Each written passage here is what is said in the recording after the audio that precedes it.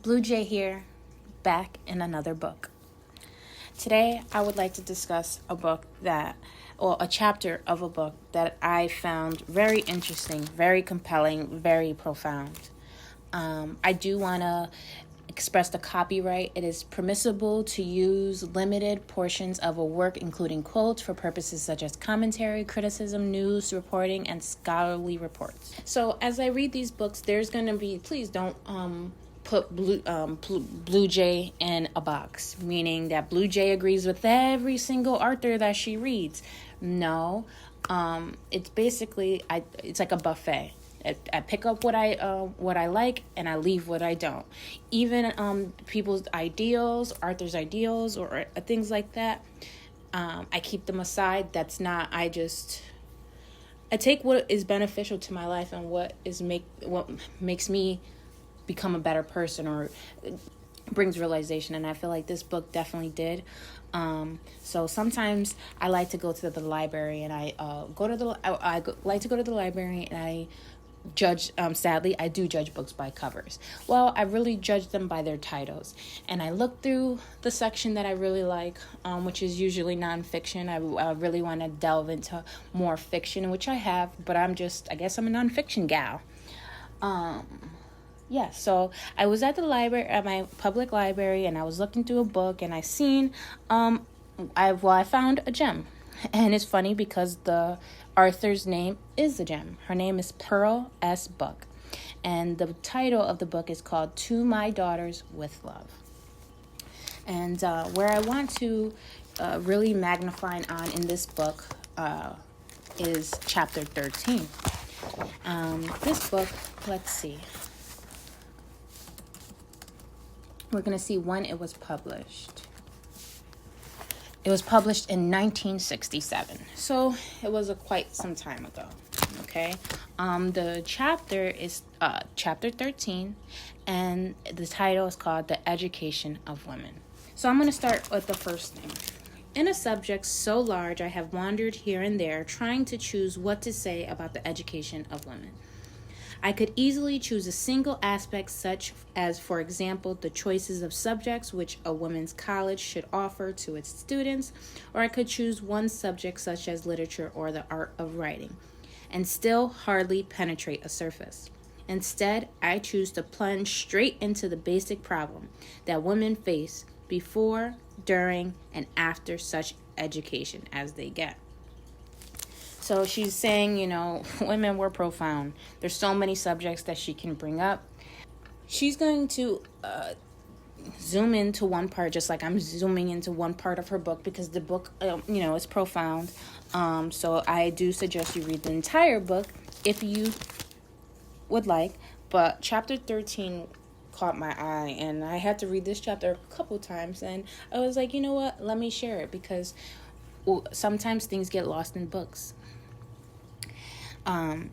So she says, it is comprehended in 3 questions pertinent to us all. Before we can know how to educate women, we must, as women and teachers of women, ask ourselves where women are in relation to time, and what women are and what they should be educated for. Any curriculum that is not founded upon the answers of these questions, or failing answers even upon the questions, must fail to that extent in truly educating women. First, let us ask ourselves where women are today. And since I am an American woman, allow me to discover where American women are. So she discovered where they are today in 1967. And you can close your eyes and see that timeline of where we are at today in 2024. Okay? So I'm going to fast forward a little bit. And Pearl S. Buck discusses a book called The Book is a Gift from the Sea. It's from a woman named Anne Lindbergh. It's either from a woman named Anne Lindbergh. Let's see. Let's actually look it up. Gift from the Sea. Yep, okay. So it is from a woman named Anne Lindbergh. I did tell myself I didn't want to look this up, so it's good that I'm looking it up right now, but I will not get distracted. Let's see how many pages it is, though.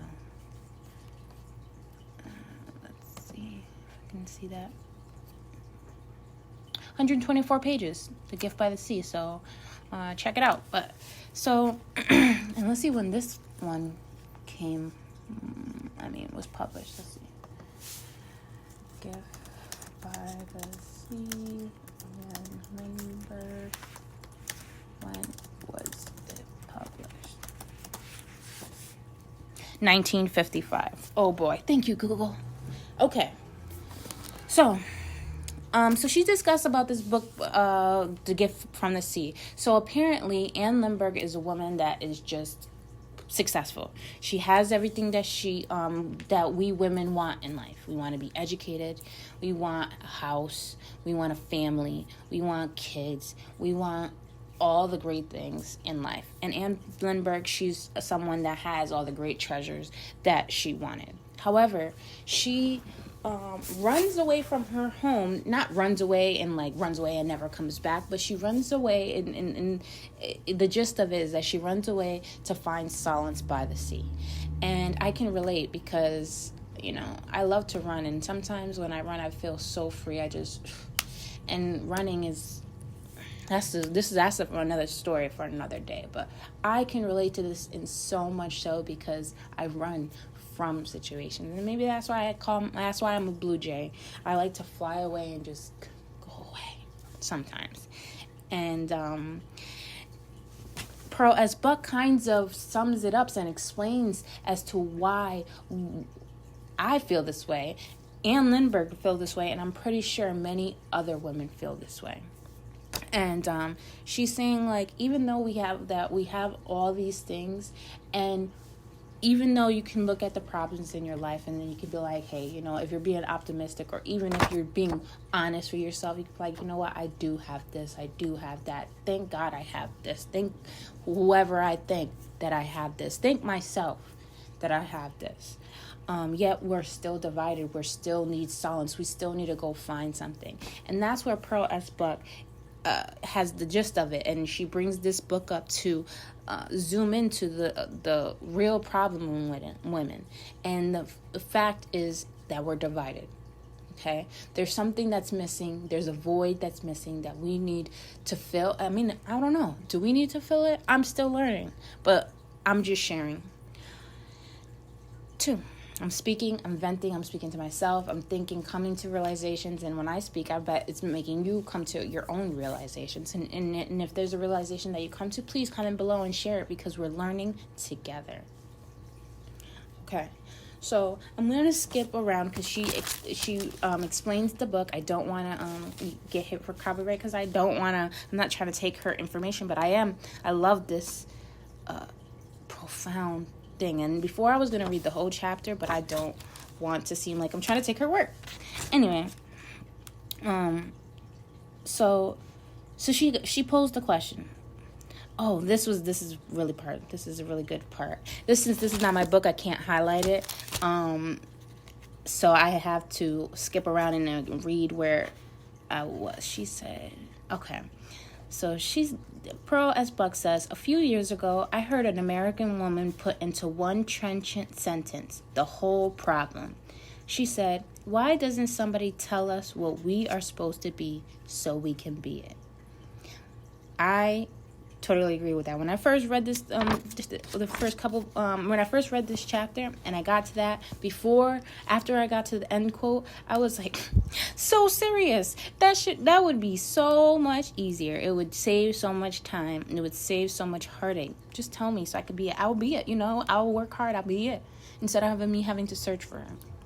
Pearl S. Buck says, my answer to that question was, that now she knows it was quite superficial. She said, why should you ask anyone what you are supposed to be? Why not decide what you want to be and be it? And that's beautiful, because it's like, we are in America. They say we have freedom. We have the choice. And it's like, are you going to utilize your choice, or are you going to give up your choice? Why not be it? It made me stop, and I'm like, I had to read that again. Why not decide what you want to be and be it? Stop playing. Be what you want to be and be it. Stop being indecisive. I now know that such an answer was useless. The women, and most women, do not know what they are really supposed to be. They do not know where they are or what is their relation to the other half of the human race, man, or even the whole race. They cannot understand themselves any more than Anne Lindbergh has understood herself. They grapple with the immediate problems of every day and fairly successful, and yet their success brings no peace and joy. Anne Lindbergh, the artist, the creator, longs for wholeness. Anne Lindbergh, the wife, the mother, longs for wholeness. Neither woman in her is whole, and both being only partial is divided irreconcilably in two. And this is the predicament of the American woman. And so far, her education has done nothing to make her whole again. It made me breathe, because I'm just like, ooh, I keep pursuing. That's not going to make you whole. Smart people learn from their mistakes. Wise people learn from other people's mistakes. It's in this book. It's right here on page 160. She said that even though Anne Lindbergh made it, she did it. She's like Rocky on top of the steps. Yet she's still not whole. So to me, this makes me, it makes me breathe. It makes me be like, okay, there's the answer. Am I going to listen to it? Or I'm going to be like, nah. Pearl Husbuck, that was 1967. What's she talking about?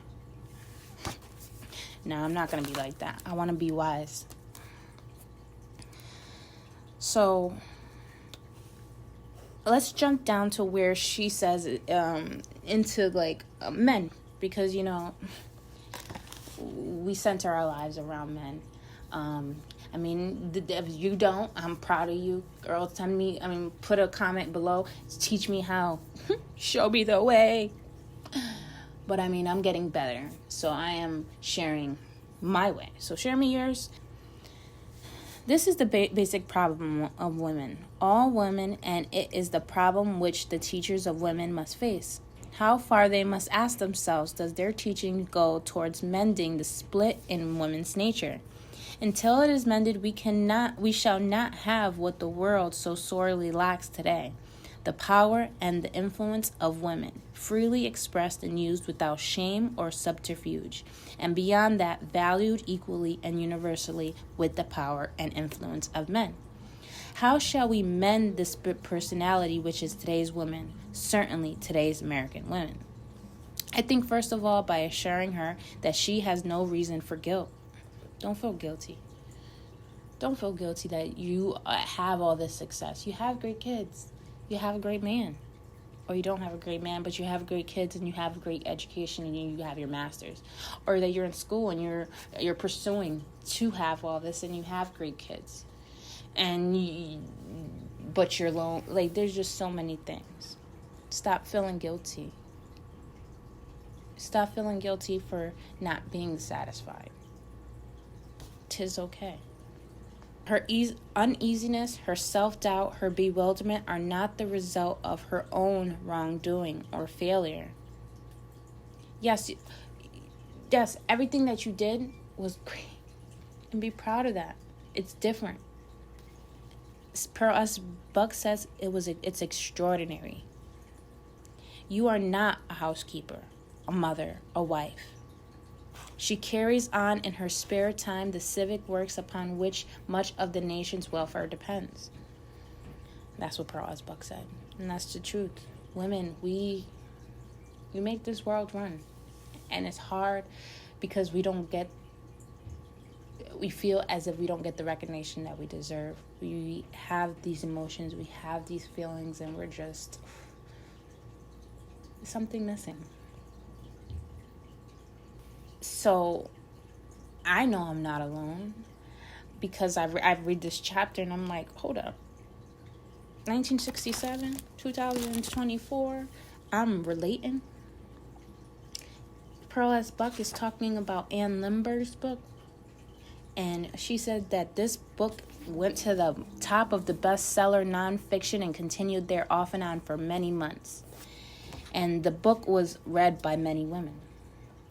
So if women did not feel this way, that book would not have been at the top. Women would not have read that book. We all feel this way. So we have to work to conquer it. I'm not going to finish all this in this chapter in this one video. But I do want to cut to the chase where she's saying that we need to separate ourselves. Not separate ourselves. We have to understand where we are in relation to men and where we fit. We have to know where we fit. So I'm going to read this last bit. Now it says, few men have or think they have time for good works, yet good works abound in every village and town. Women are, however, not only the mothers, but the teachers of children. Their occupation is unlimited in scope and variety. They are in no sense failures except that they feel they are. You are not a failure unless you feel that you're a failure. So stop feeling like you're a failure. Failure is not a word in your vocabulary. Keep it out your mouth. That was Blue Jay. Back to Pearlescent book. And that they feel they are is because of a deep, and when you do feel that you're a failure, she's saying, that they feel they are is because of a deep, vague, but strong conviction that they have no real hand in the direction of human destiny, no power in the government of human affairs. It is true, they have not. That place which is in early human history, they have lost, that they may regain their share in the control of life. They must be taught that they are not individually or generally responsible for their decline. They must understand that woman is still in the downward sweep of man's ascendancy, and man's ascendancy began when he discovered he was an essential factor in creation. How did this decline of women, this ascendancy of man, come about? And that's where I'm going to stop, because that's a good question to stop at. And I'm going to come back to it. So when she says that with critical thinking, so we declined.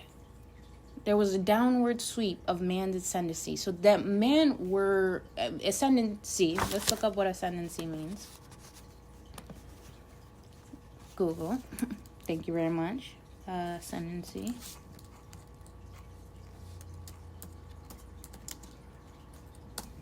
Ascendancy means the occupation of a position of dominant power or influence. So, occupation of position of what is the meaning? Okay, ascendancy is a state of being in a higher position. If you look at ascendancy, you see the word ascendance, which means to go up. Okay, it means to go up. So that tells me that men were not up all the time. They were not. In 1967, before that, so they were not up. We were up. So there was something that happened. I don't know what it was. We're going to continue on with this chapter, but there was something that happened that men ascended and women declined.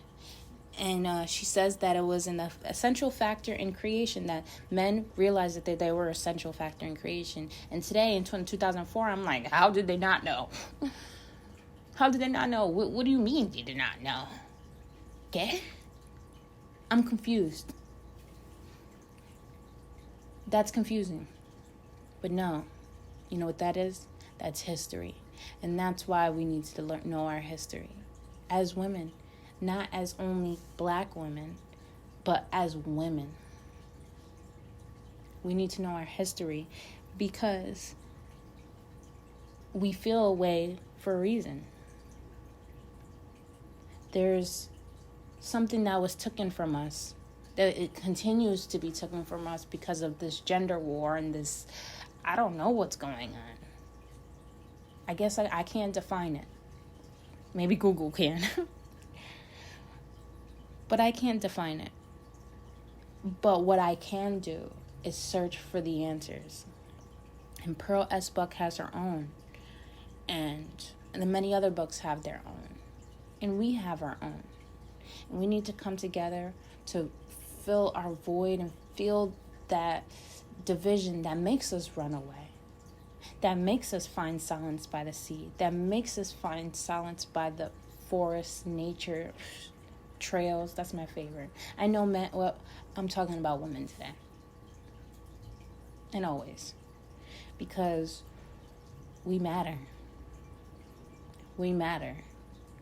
And we are not supposed to just shut up and be in the corner and look pretty and do our duty. We are more than that. And we are more than that in 2024. We were more than that in 1967. We've been more than that. So keep your head up. Read a book. Realize yourself. And understand that it's okay. That you're not okay. That you're divided. That you want more. But that more, you don't understand. It may be confusing, but hey, we have time. Read a book. Comment below. Share with me. Let's make it a family. Blue Jay, taking off.